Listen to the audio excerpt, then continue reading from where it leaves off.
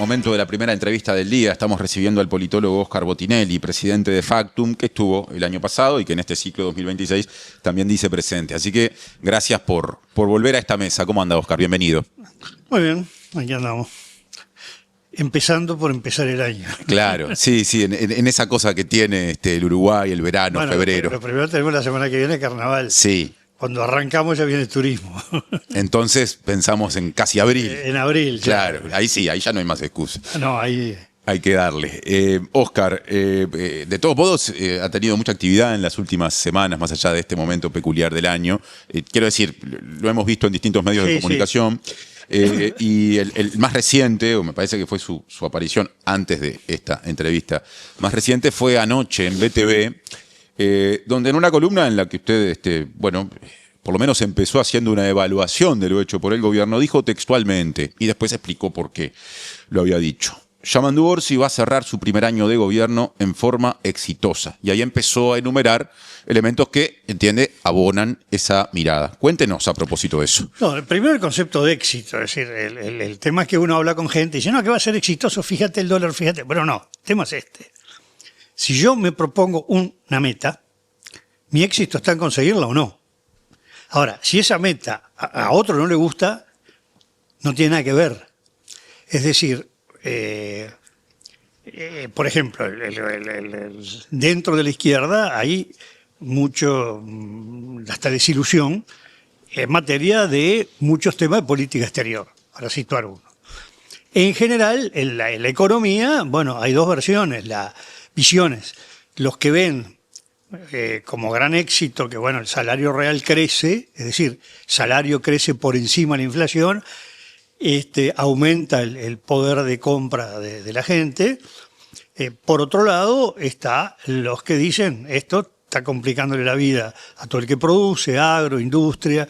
Ahora hubo algunas señales de alarma en el turismo con el último cambio de dólar. Los exportadores de servicios en particular se sienten perjudicados. Bueno, son dos visiones. Para uno es un éxito, para otro no. Entonces, el tema es que, por ejemplo, materia económica, sobre todo la más complicada que tiene un gobierno cuando arranca el primer año, es qué pasa con el presupuesto que le va a marcar la agenda en los 5 años. Bueno, el presupuesto se puede tener cualquier opinión, bueno, malo, regular, es espantoso o excelente. Lo que es claro es que el gobierno definió una línea presupuestal y esa línea presupuestal logró imponerla en el Parlamento. Digo, en el Senado es muy simple porque el Frente Amplio mantiene todavía una actitud muy disciplinada, casi automática, con realmente pocos problemas internos de alguna manera. Y tiene mayoría. Bueno, digo, y tiene mayoría, exacto, pero además se puede tener mayoría. La coalición de gobierno tuvo mayoría el periodo pasado y tuvo muchísimas complicaciones. Pero era una coalición, está bien, el Frente es un partido, tiene su estructura, pero en la Cámara de Diputados no. Y bueno, en la Cámara de Diputados en realidad tuvo el suficiente poder de negociación para lograr la aprobación primero de la rendición de cuentas y después el presupuesto. Ahí fue clave el haberse asegurado los 2 votos de Cabildo, porque ya el resto de la oposición sintió que no podía ir por el camino de no a todo, sino qué cosas puedo mejorar desde el punto de vista. Eso le facilita la negociación. Tanto es así que en el Senado, que el Frente tenía 16 votos, igual hizo algún juego de concesiones y acuerdos, más que nada con una parte del Partido Colorado, del sector más oficialista del bordaberrismo, porque no nos olvidemos que en diputados votó dividido el bordaberrismo casi mitad y mitad. Creo que 7 votaron con la línea de Pedro Bordaberry, 6 más pegado a la misma línea de oposición dura de Ojeda y Robert Silva, ¿no? Entonces, ahí ya es un éxito. Interpelaciones. Bueno, del punto de vista formal, se puede decir que el éxito fue la mitad, porque no logró en la mitad de los casos que la Cámara que interpelaba aprobara al ministro, sobre todo en la Cámara de Diputados. Pero sí logró evitar desaprobaciones. Aclaremos, desde la restauración institucional a hoy, solo hubo desaprobaciones en el primer gobierno de Sanguinetti. Después ya no las hubo, hasta que la Cámara de Diputados desaprueba a Luis Alberto Heber en el 23 3, Claro. en 2023, ¿no? Cuando el Frente vota una parte de la moción de Cabildo y eso dio una mayoría de desaprobación a Heber. Bueno, en el interín no había habido. Bueno, hasta ahora va invicto este gobierno sin mayoría en la Cámara de Diputados. En algunos casos logró, sí, la aprobación. Desde ese punto de vista, por lo menos, salvó la ropa, ¿no? Lo cual, en un gobierno que no tiene construido una mayoría en la Cámara de Diputados, es un éxito. Después, bueno, se propuso cosas muy importantes. Yo creo que ha sido, creo que lo dijimos la vez que estuve acá, ha sido un desperdicio todo el manejo de la compra del campo de colonización de la estancia María Dolores, porque se ha discutido todo lo accesorio y no lo principal. Y lo principal es que hay dos tesis, ambas legítimas, sobre cuál es el rol de la Tierra no digo del planeta, del agro, ¿no? Del suelo. Y una es la tesis de más fuerte liberalismo económico, que la tierra es un bien de mercado como cualquier otro, y por lo tanto deben operar las reglas de mercado, ¿no? Tesis muy correcta. La otra tesis es que la tierra es un bien social o un bien nacional. No es exactamente lo mismo, pero se emparenta que no es de libre mercado. Bueno, el gobierno, más bien la mayoría, porque hubo alguna voz disidente, tiene la concepción de que la tierra es un bien social y que lo que se mide en torno a esa estancia no es qué rentabilidad tiene en términos comerciales y económicos, sino en términos sociales. Cuánto produce, cuántos productores, cuántas familias se instalan, cuánto forraje se produce para otros tambos de alrededor, etc. Y ese que es el tema más importante fue un éxito para el gobierno. Bueno, el secretario de la presidencia, Alejandro Pacho Sánchez, quizás un poco infortunadamente el momento que lo dice, en el entierro de Mujica, dice: el gran homenaje al Pepe es esta compra. Entonces, eso es un éxito del gobierno. Por supuesto, todos los que consideran que está mal que la tierra tenga un fin social van a estar en contra. Pero el gobierno logró lo que quería. Y entonces hay todo un conjunto de temas. Bueno, el mantenimiento, más que el incremento del salario real, está bien, tiene su otra faceta, que en general los indicadores son de aumento del salario real. Pero hay una parte muy importante del país que en realidad no está muy protegida por los consejos salarios, porque vive medio en empleos a salta de mata, precarios, trabajo por su cuenta y, por ejemplo, servicio doméstico. Los días decían, bueno, pero qué éxito el haber categorizado el servicio doméstico. Sí. Pero resulta que aporta la mitad del servicio doméstico. Sí, es el rubro en el que hay mayor informalidad. Claro, pero el tema además es el siguiente. Cuando se ve la informalidad, en qué tipo de hogares se produce, resulta que la persona empleadora tiene prácticamente el mismo nivel que el empleado. Es decir, es una persona que trabaja fuera de la casa, necesita la mayoría de veces que le limpian alguna vez por semana la casa o que le cuida a los nenes. Y bueno, todo eso se mueve en la informalidad, porque tiene topes económicos. Si tiene que ir a la formalidad, va al desempleo. Entonces, lo que es por un lado un perfeccionamiento, por el otro lado no se aplica. Pero es un logro. Entonces, desde ese punto de vista, es un gobierno que tiene satisfacción de lo que se propuso. El otro tema es si lo que se propuso conforma o no a la opinión pública. Bueno, yo quería ir a ese punto, sí, porque quiero emplear, para justamente avanzar en ese sentido en esta entrevista, la encuesta que hizo Factum entre noviembre y diciembre de 2025, indagando en la evaluación de la población acerca de la actuación del gobierno, del que veníamos hablando, y también, en ese caso, de la oposición, repitiendo un ejercicio que ya había hecho Factum en el mes de agosto, ¿no? Y ante la pregunta, ¿no?, ¿a quién está viendo actuar mejor en este periodo? ¿Al gobierno, la oposición o ninguno de los dos? 26% consideró que el gobierno está actuando mejor, 13% que lo está haciendo mejor la oposición y 59% que ninguna de las dos partes supera en la calidad de su actuación a la otra. Y agrego algo más. Si comparamos estos números con los de la encuesta de Factum de julio y agosto, el nivel de consideración de que el gobierno actúa mejor cae 5 puntos, El de que la oposición actúa mejor sube 3 puntos, aunque sigue siendo más bajo que el del gobierno. Y el de quienes consideran que ninguno está actuando mejor sube 5 puntos. Entonces, ¿cómo compatibilizar lo de los éxitos políticos con esta mirada que la gente tiene? Yo no dije éxitos políticos, dije éxito de gestión. Ahí está, éxitos de gestión. No, pero la diferencia es muy clara. Éxito de gestión es, cumplo o no la meta que yo me tracé.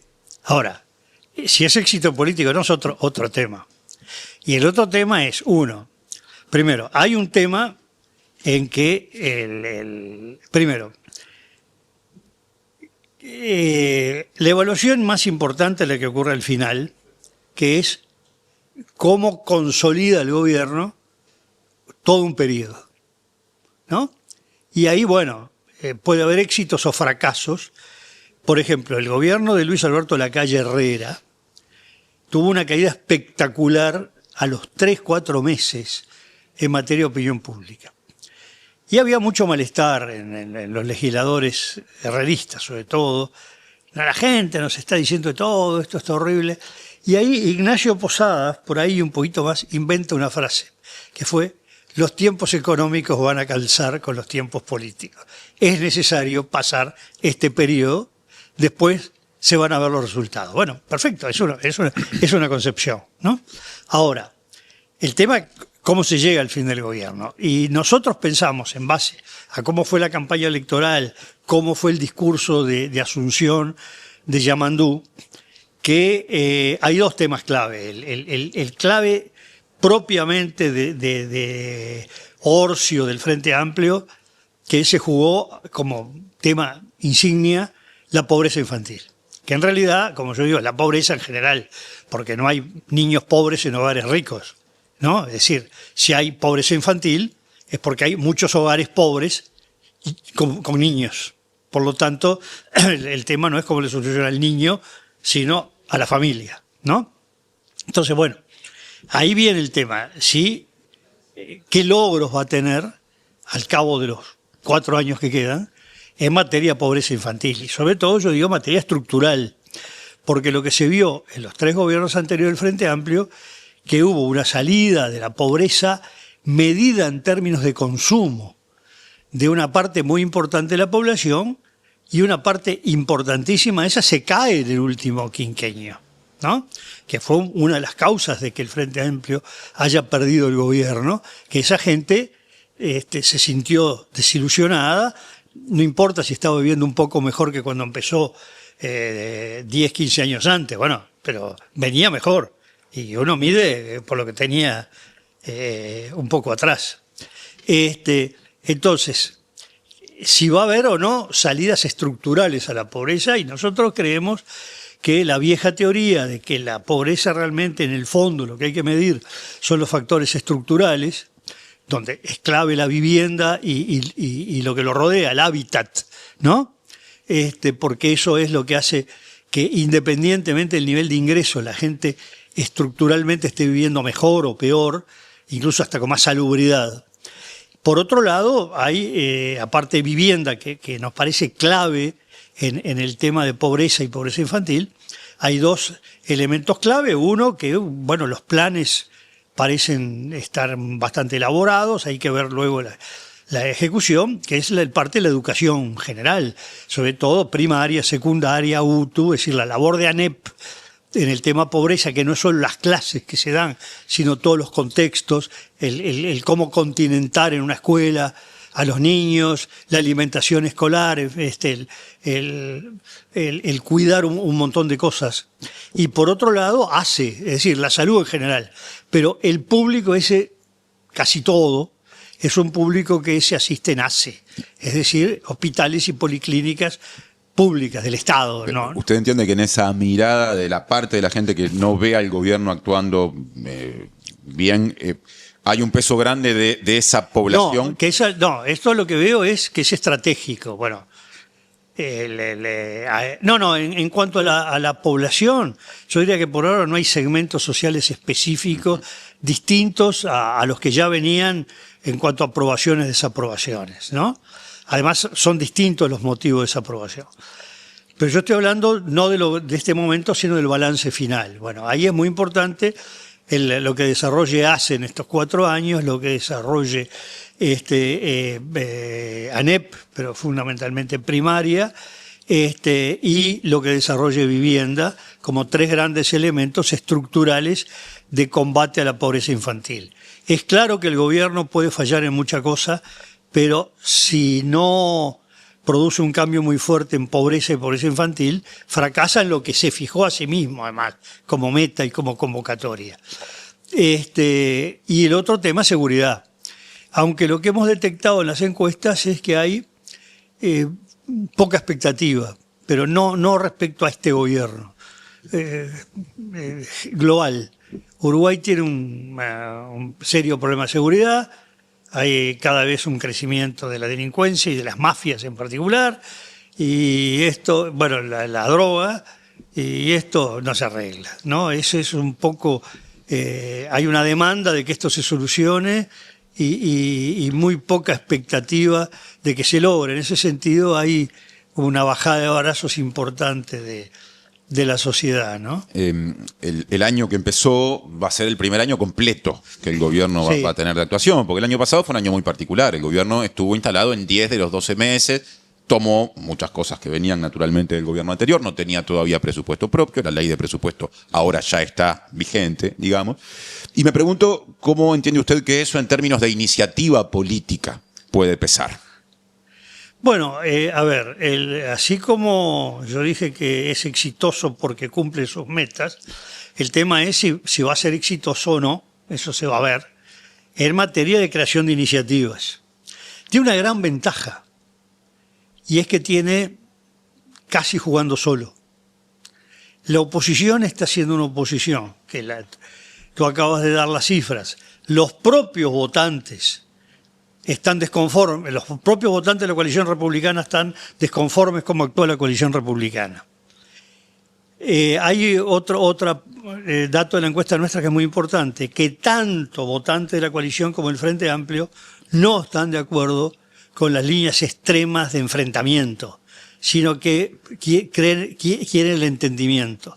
Bueno, la oposición mayoritariamente, no todos, pero mayoritariamente, están por el lado del enfrentamiento más duro y todo en temas puntuales. Por ejemplo, la estancia María Dolores, el campo de colonización que yo nombré, el grueso del debate sí habían incumplido o no la ley porque eran 3 votos o 4, si el presidente de colonización estaba impedido o no porque el anterior, porque era colono, pero el tema de fondo quedó afuera, se beneficia o no se beneficia gente, ¿no? El tema sobre la JUTEP, todos temas que están alejados de la preocupación de la gente. Entonces, bueno, si un gobierno ve que la oposición está en temas que a la propia electorado opositor no lo inflama, bueno, tiene la cancha bastante libre. Entonces, tiene mucha capacidad de iniciativa. Ahora, como la evaluación de un gobierno es consigo mismo, vale decir, no importa cómo fue la oposición cuando termina el gobierno, al cabo de 5 años, la gente dice, bueno, pero cumplió o no cumplió lo que yo esperaba, o lo que la sociedad esperaba. Entonces el tema, bueno, ¿qué desarrolla? Y bueno, acá tiene muchos desafíos, obviamente en el campo económico. El gobierno parte de la base de que su obra va a estar ligada a la avenida de grandes inversiones. Bueno, vienen o no vienen, ¿no? Va a haber desarrollo de un empleo, por ejemplo. Estamos en un nivel bastante récord de empleo, es decir, de cantidad de personas ocupadas en relación a la población en edad de trabajar. Sin embargo, una de las grandes insatisfacciones que se recogen en las encuestas es en materia de empleo. ¿Y qué quiere decir esto? Bueno, que una cosa es tener trabajo y otra cosa es que ese trabajo satisfaga. O, porque está el tema de lo poco que dura el trabajo, la precariedad o el andar saltando de un lado para el otro. Otro puede ser las condiciones en que se trabaja. Otra puede ser si eso le alcanza o no para llegar a fin de mes. Entonces, ahí que la gente esté demandando un problema de empleo cuando el empleo está en niveles muy altos, algo se ve que hay que corregir o que encarar. Lo mismo está pasando con el tema de precios de inflación. Estamos casi sin inflación y la gente se queja de los precios. Entonces, bueno, ¿qué está pasando ahí? probablemente esté todo ligado a una única problemática, dificultades para llegar a fin de mes de un segmento de población y que lo ven, aumento de precios en el trabajo, lo que sea, pero la explicación es más bien concreta uno que la refleja en varios temas, ¿no? Focalizando ahora la mirada en el presidente de la República, en Yamandu Orsi, según desde el gobierno mismo se ha dicho, estos son días de decisiones cruciales en las que se supone que el presidente va a llevar la voz cantante. Se dice que habría que tomar una decisión con respecto a si se va o no por la rescisión con el astillero Cardama, por la cuestión de la construcción de las lanchas patrulleras, que es una de las grandes discusiones políticas de este tiempo. Se dice que los aspectos, algunos muy delicados, como lo que se haga en 18 de julio del plan de movilidad metropolitana, que es una de las grandes apuestas del gobierno nacional para el área metropolitana de Montevideo, también los va a estar decidiendo por estos días el presidente, ya que terminó la gira a China, o el viaje oficial a China. Se presentará a comienzos de marzo el Plan Nacional de Seguridad Pública, otro elemento muy discutido. Y en este contexto, el 2 de marzo, Orsi tomó la decisión de concurrir al Parlamento para hacer su primer discurso de balance y rendición de cuentas de lo hecho, algo que no está obligado a hacer de esa forma, lo podría hacer por escrito, pero él, como lo había hecho la calle Pou, eligió hacerlo. Se ha transformado casi en una costumbre. ¿Y qué importancia le da usted a esa decisión política de decir voy a ir? ¿Tiene que ver con eso de tomar la iniciativa de aparecer públicamente plantado? No sé, yo no tengo una evaluación clara de la importancia. El que inauguró esto en Uruguay fue Luis Alberto Lacalle Herrera, y después se apagó.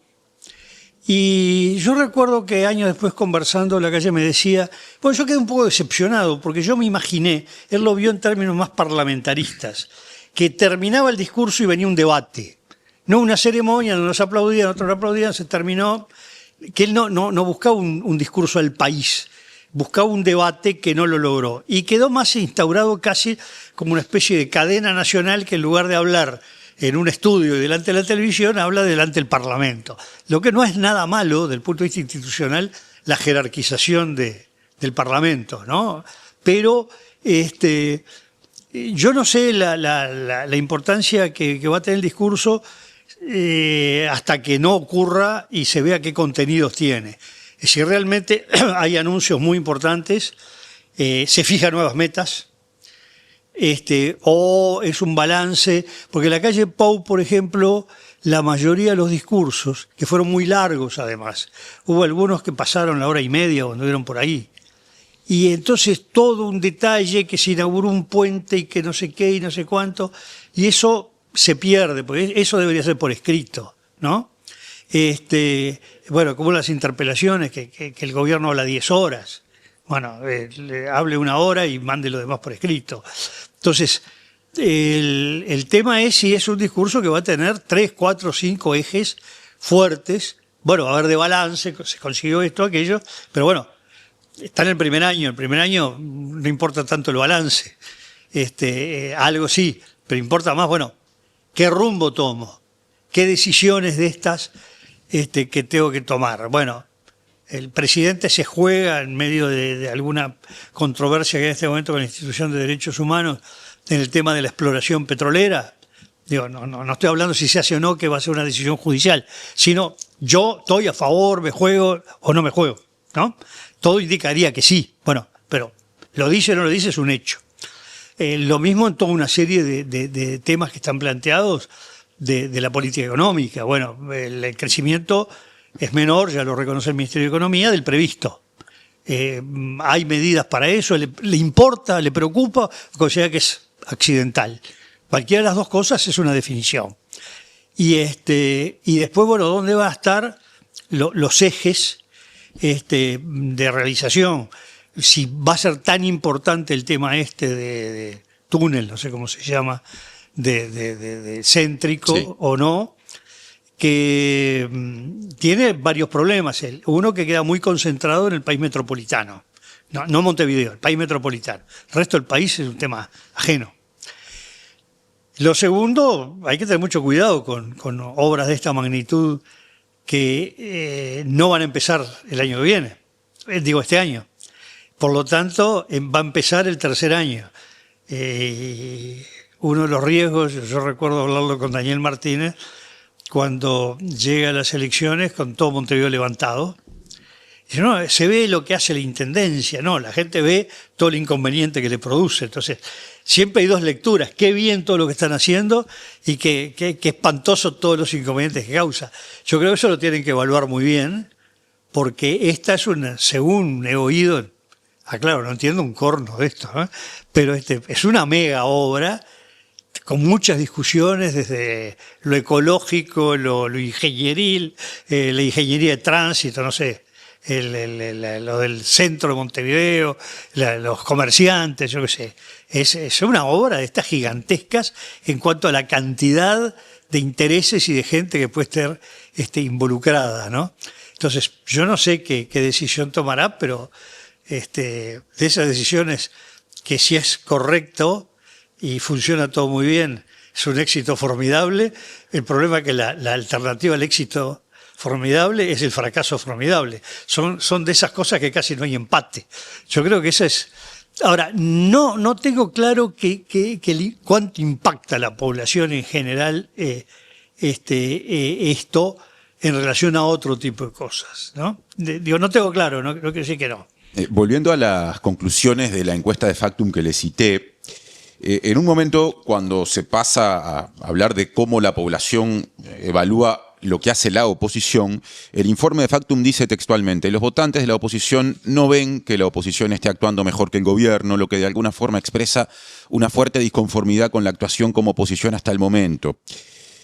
Me pregunto cuánto incide en ese estado de situación de esa parte de la ciudadanía la estrategia política que viene desarrollando el expresidente Luis Lacalle Pou, que es a todas luces el referente político principal del campo opositor y no está teniendo de momento demasiadas apariciones públicas. Hay quienes dicen que va a tener que pasar por lo menos más de un año para que empiece a hacerse notar de otra forma. ¿Eso pesa? Bueno, yo lo que creo que más bien va... no sé si pesa ahora, sí que puede pesar hacia adelante, porque el periodo de desgaste de la oposición es con un Lacalle Pou ausente. Y entonces que cuando él reaparezca, diga, bueno, ahora sí hay quien conduzca la oposición y lo fortalezca. Que creo que puede andar por ahí también su propia estrategia, ¿no? No asumir el desgaste y a aparecer en el momento oportuno. Incluso se está hablando, lo último rumor que anda por ahí, que ha salido en los medios, que están hablando que podría entrar en escena a fin del 27. Es decir, primero que era este año o el año que viene, ahora fin del 27, ya prácticamente estamos hablando del 28. Casi 2 años. Casi 2 años. Ahora, yo diría que en parte también lo ayuda el gobierno. ¿En qué sentido? Tú mencionabas Cardama. Bueno, que ha salido en medios y en algún senador. Queda demostrado que el único responsable es Javier García. Bueno, perfecto, para Lacalle Pou lo mejor que le puede pasar.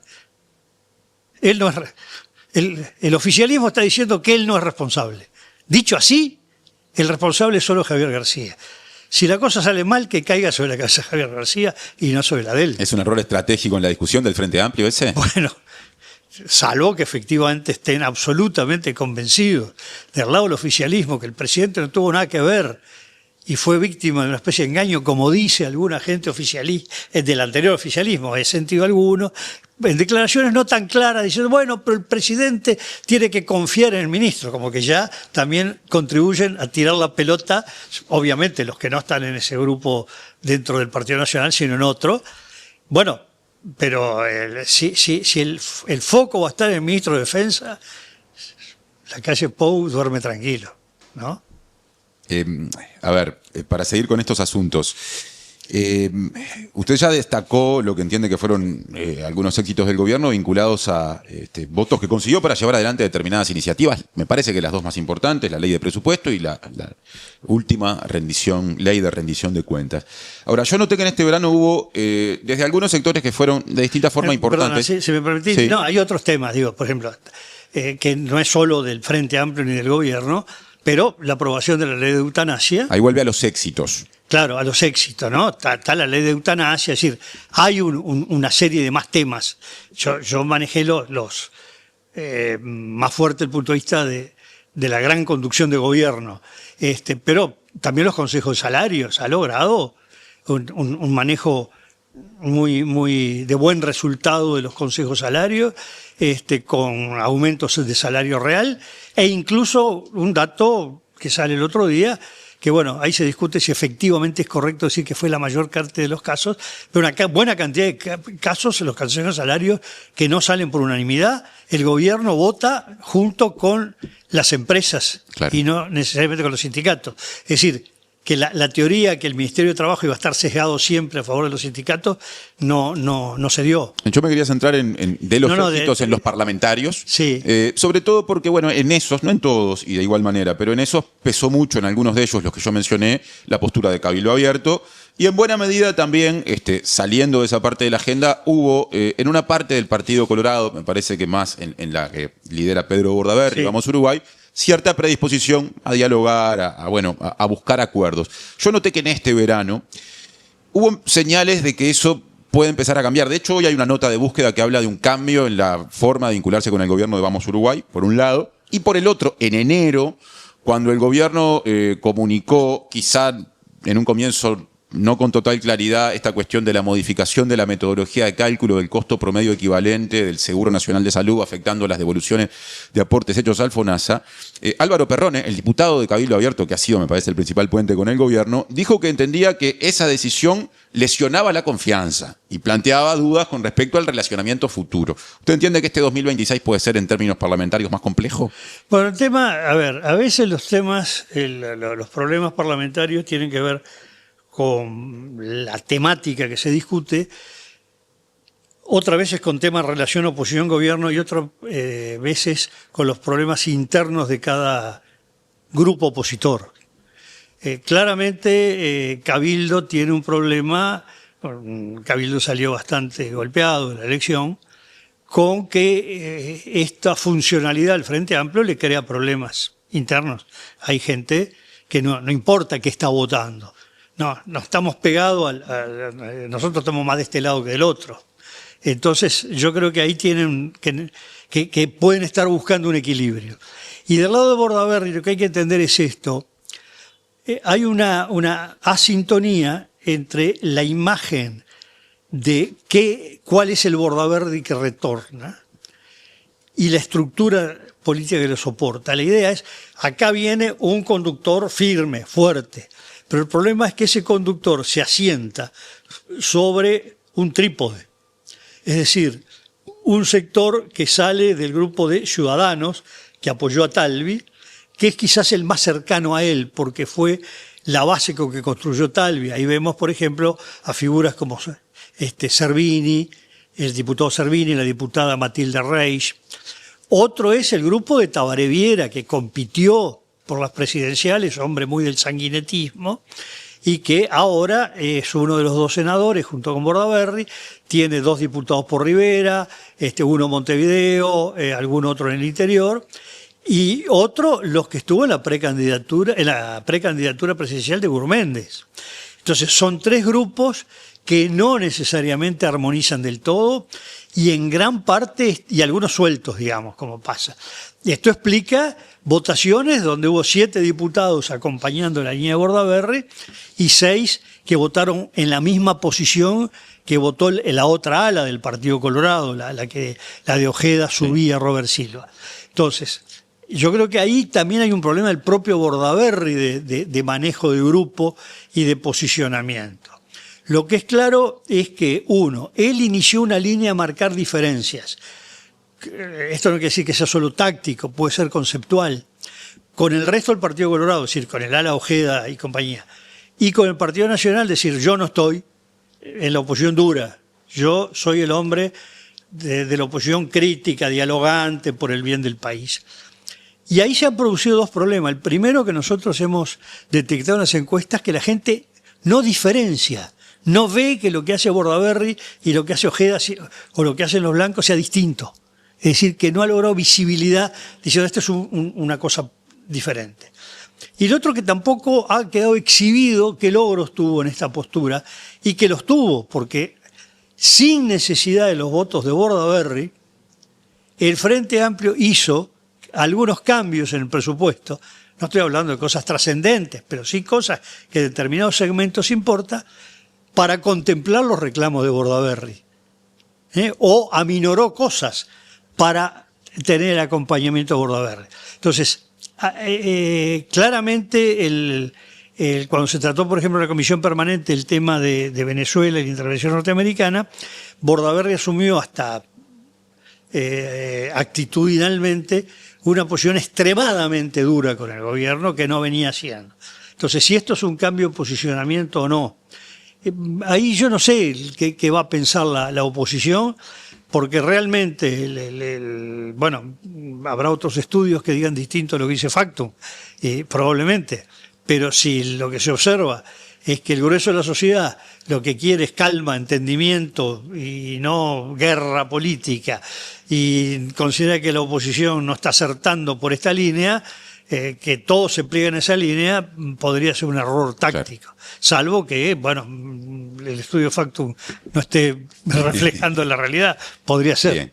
Óscar, nos quedan 3 minutos para las 10. Yo quiero colocar un tema para que usted haga una reflexión y cerramos así la entrevista. Este fue un verano absolutamente atravesado por discusiones geopolíticas con peso regional. El 3 de enero Estados Unidos intervenía en Venezuela con una acción militar y se llevaba a Nicolás Maduro, ¿no? Y eso desencadenó, recién usted lo mencionó cuando hablaba de Bordaberry, una cantidad de discusiones que están asociadas también a lo que ya en diciembre Estados Unidos había anunciado como un cambio en su política exterior y de seguridad, priorizando el vínculo y la mirada directa a América Latina.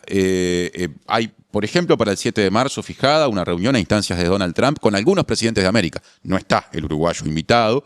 Hubo ayer en Washington un encuentro de jefes de Estado Mayor de los 34 países occidentales, digamos, y de las Américas, promovido por Estados Unidos, con presencia también de quienes en Uruguay tienen esa responsabilidad. Todos esos temas, podríamos hablar mucho rato, pero para hacerlo concreto, ¿usted entiende que están empezando a darle a la discusión política uruguaya un elemento nuevo que no estaba presente cuando hablamos con usted en noviembre pasado? Bueno, el tema es el siguiente, lo dije el otro día en otro medio, y creo que en Uruguay todavía no hay un claro entendimiento de los cambios que hay en el mundo. Y en 4 años, el mundo de febrero de 2026 no tiene nada que ver con el mundo de enero del 2022. Hubo una sucesión de hechos, Ucrania, Medio Oriente, Venezuela, a la asunción de Trump. La línea de Trump de este gobierno que es distinta a la anterior, y su concepción del orden, y lo que los analistas uno puede leer en distintos análisis de fondo que se pueden leer en Europa, bueno, Gran Bretaña, Europa estoy hablando de la continental, Gran Bretaña, Estados Unidos, están marcando que cambió el mundo. Se rompió el orden internacional basado en reglas que existía hasta por lo menos un mes atrás, y estamos en principio con una gran interrogante sobre cómo se mueve el mundo, y muchos lo asimilan a 1914, antes de la Primera Guerra Mundial, porque después tuvimos, bueno, distintas instancias, tuvimos la Guerra Fría, pero que era muy previsible el juego de los campos, luego lo que fue la posguerra fría, y ahora estamos en una total incertidumbre donde las reglas internacionales no están funcionando. Y bueno, esto va a repercutir sobre Uruguay porque además América Latina ha pasado a ser un centro muy importante de interés para el gobierno de los Estados Unidos, e incluso notoriamente con lejanía de otras potencias, y daría para hablar muy largo todo este tema, y que es uno de los temas que yo creo que no divide tanto al gobierno y la oposición, sino que la oposición está jugando como si el mundo fuera el de hace 4 años. Y mirando cosas chicas. Por ejemplo, lo más importante que ocurrió el 3 de enero no fue Venezuela, fue el cambio de las reglas de juego en el mundo. Pero eso no lo digo yo, eso uno lee el análisis en España, en Francia, en Italia, en Suiza, en Alemania, en Gran Bretaña, en Estados Unidos, dicen eso. Donde lo de Venezuela opera como una cosa anecdótica. Y más aún, lo que en torno a Venezuela operó como cambio en todas las relaciones globales, incluyendo los juegos de Estados Unidos, Rusia, Ucrania, con lo de Venezuela, todo mezclado, no como cosas que ocurren en distintos lugares por causas diferentes.